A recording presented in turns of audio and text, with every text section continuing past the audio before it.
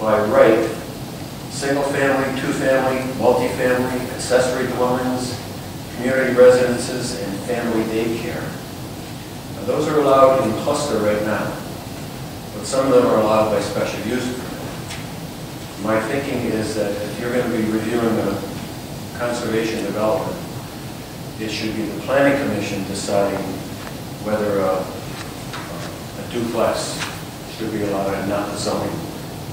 So we need public hearings just like the zoning board, but I would think it would be a burden to have a developer come in and go through two reviews, Planning Commission and zoning board, for a duplex or multifamily. Now, if that's upsetting the apple cart and you have established ways and you feel comfortable with the zoning board and being involved in reviews, please tell me.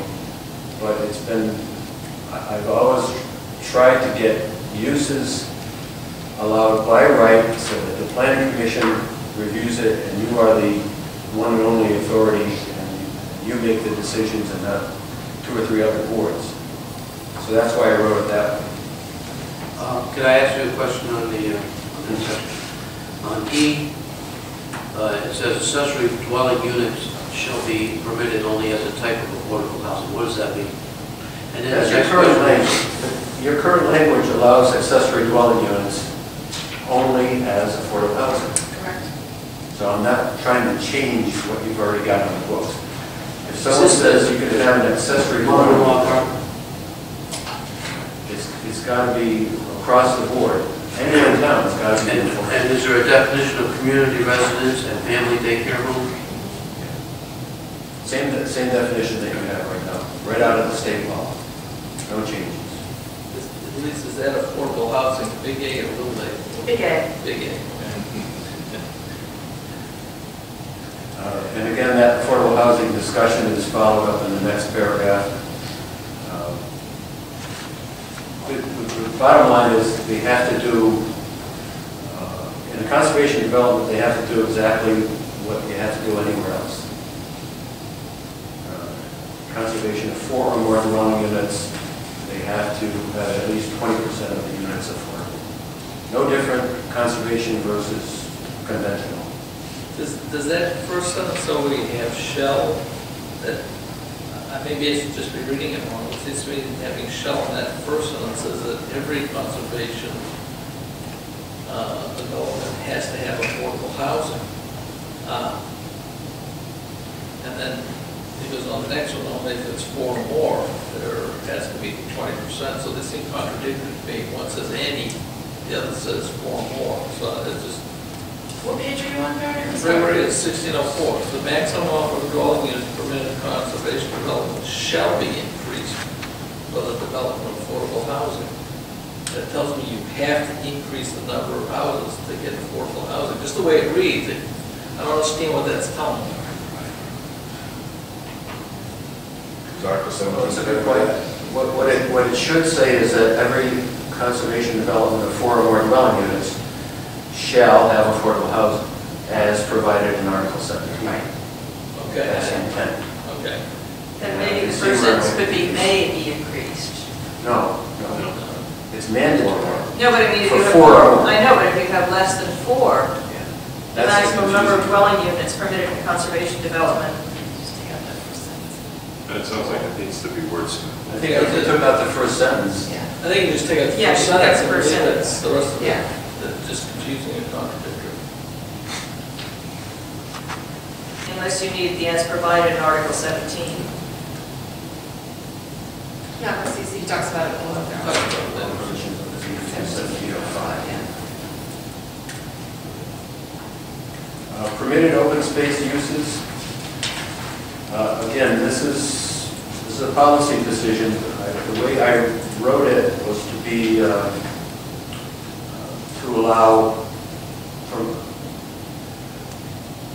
passive recreation and conservation uses.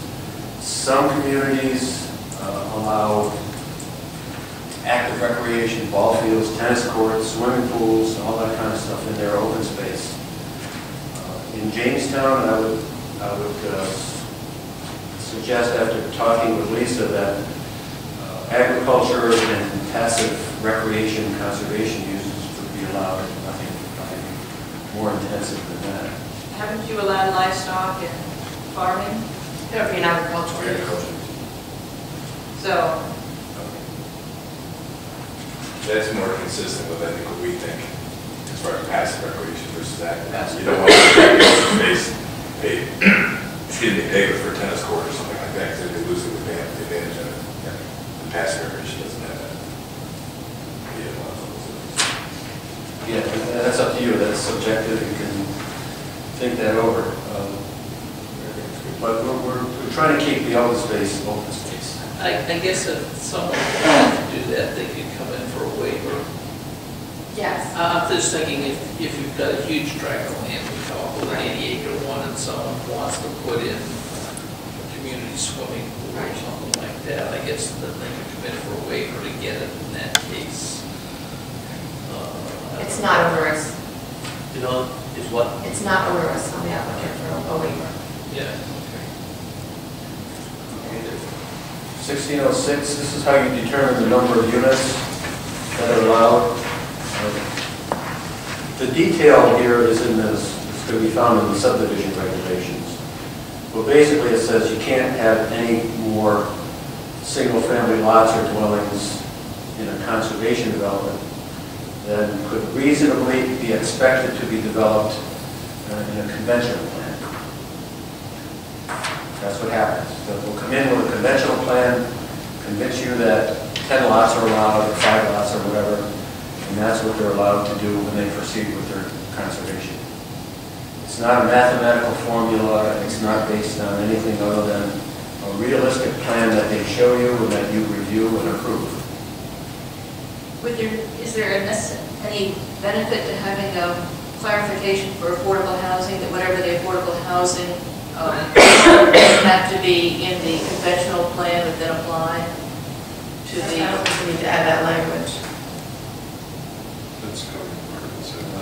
because it's the same. Because you take, It's just 20% will have to be. 20% of what you're allowed in the conventional. Well, that's what I'm wondering, should it be based on the conventional that you've added? It's just 20% have to be affordable. Under 1606, you would have X number of units, okay? That's what you're allowed. But then back under 1604, you get 20% more for affordable. No, it's not, it's actually, so you'll get 20% more. I'm sorry, 20% of 20% have to the be- allowable. right. Wait, 1604. 20% of what's allowed in 1606 have to be affordable. If you want to cross-reference back to affordable, I can do that. Do we want it to be as strong as shall not exceed? I think, as opposed to should not, or shall is... Shell is pretty strong. But shall is very strong. Yeah. Is that what we want? That's the I'm happy basic, with that's the it. really simple subdivision regulation. Yeah. I don't think you want the number of lots to be wishy-washy. So we did, yeah, I mean, because there's always the waiver opportunity. Or, actually, the reality is if you're, I think density would even be a variance. If you're varying from the density, it would be a variance situation. I really want this to be density. Yeah. I support it, for shall. Tony, on D above, doesn't that address Barry's question about percentage of open space being used by the uses? It says 2%. 2%. Yeah. So Barry, that's in D above, it addresses what he said about any other structures in open space. Can't exceed 2%. As long as they're accessory and Right. subordinate too. I mean, so that wouldn't necessarily be a tenant. Okay. Yeah. So I still think it would probably be a decision of the planning commission if we wanted something like that. Well, for example, if you allow a farm, you gotta have a barn. Right. Can we? Section 82, 1607. I'm sorry, can we hold the comments because I'd like to have Tony finish his explanation while the clock is ticking. Okay, the next section, 1607, land unsuitable for development. This simply says that in a conservation development, you can have land unsuitable for development in your lot, but it just doesn't count toward the minimum lot area. And likewise, if you have a minimum required open space, the land unsuitable for development can't be part of that